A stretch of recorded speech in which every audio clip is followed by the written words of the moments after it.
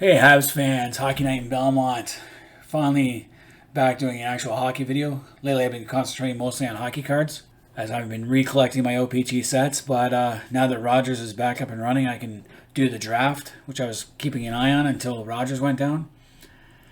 And I must say I wasn't entirely impressed with what they got. They could have did better in some ways.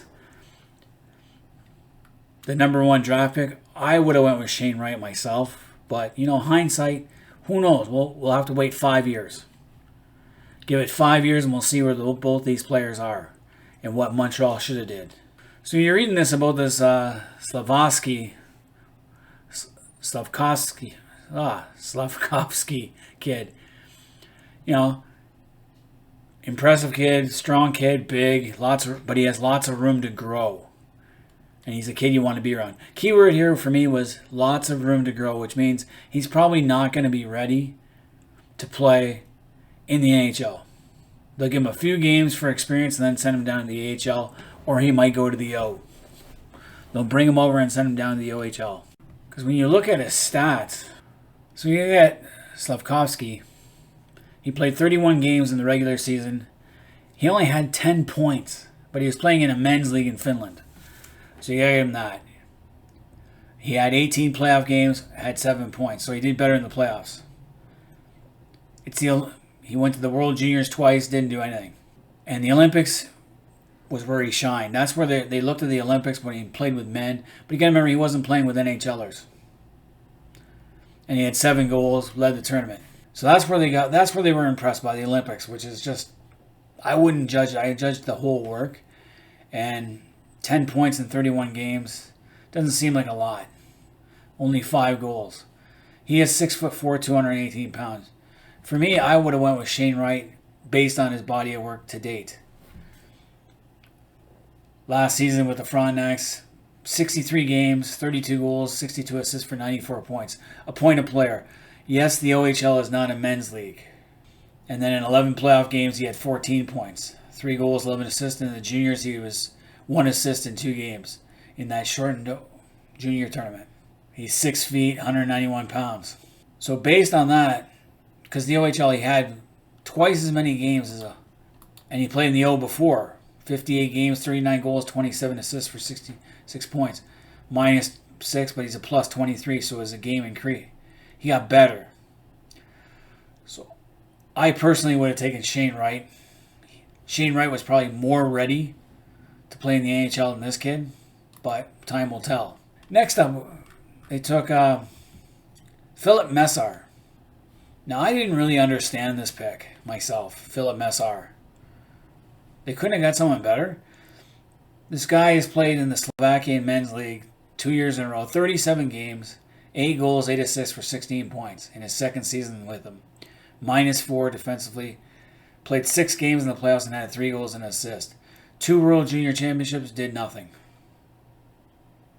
Small, 5'10", 167.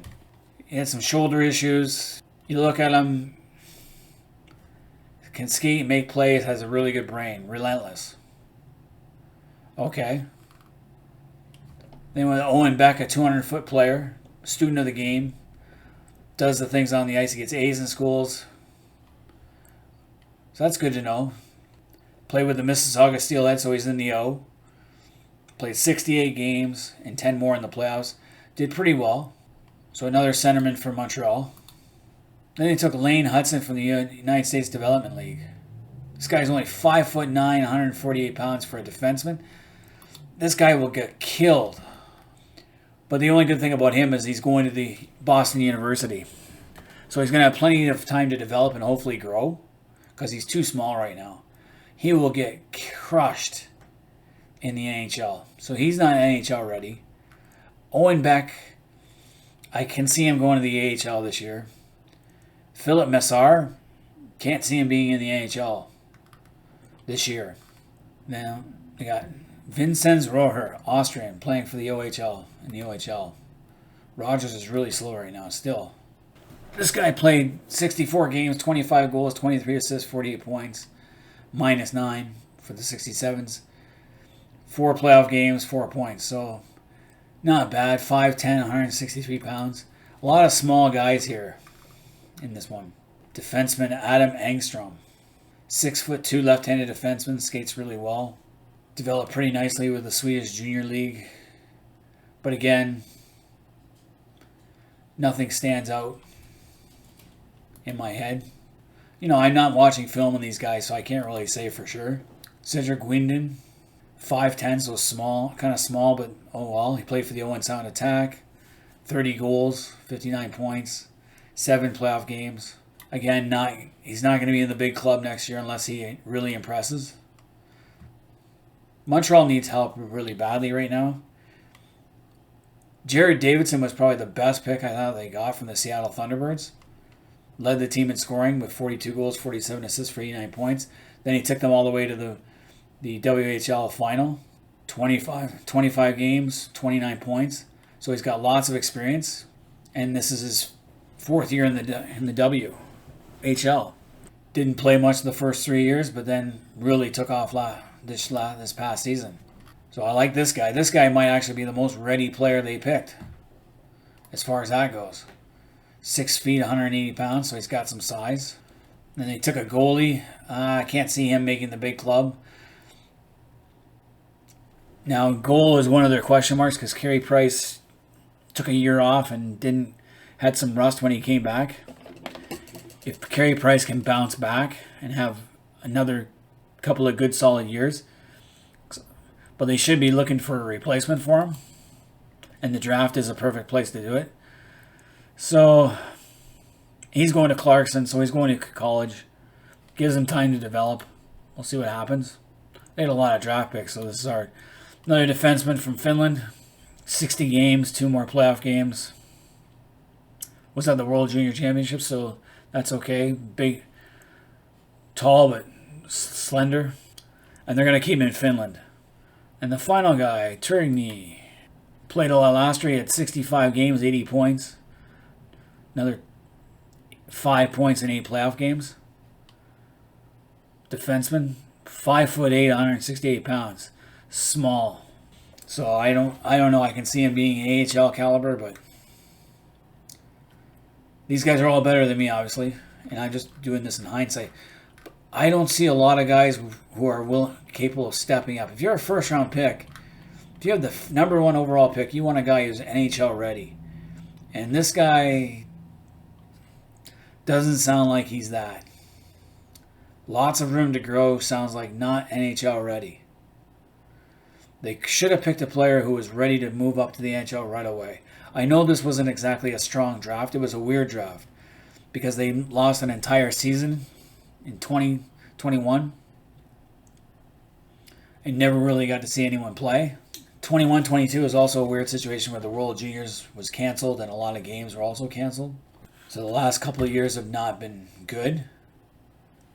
But you want your first 2 draft picks to make the NHL, especially number 1. So we'll see what happens. Like I said, in 5 years, you can revisit this draft and see what's going on.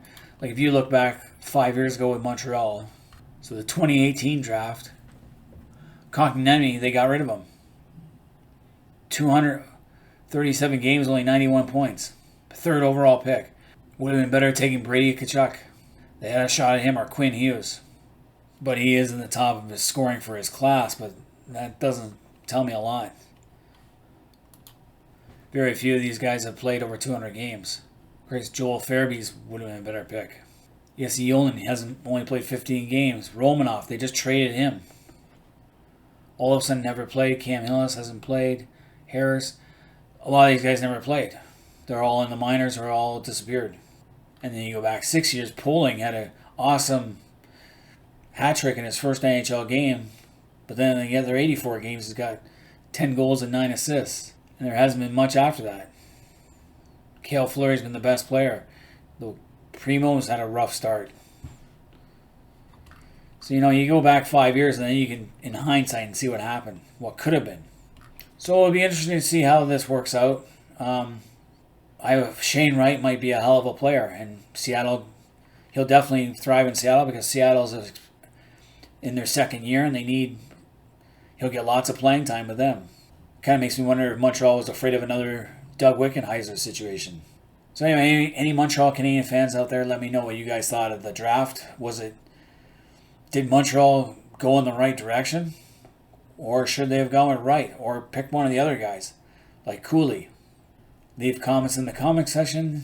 Hit the like button. Subscribe if you're new to the channel. Until next time, this has been Hockey Night in Belmont.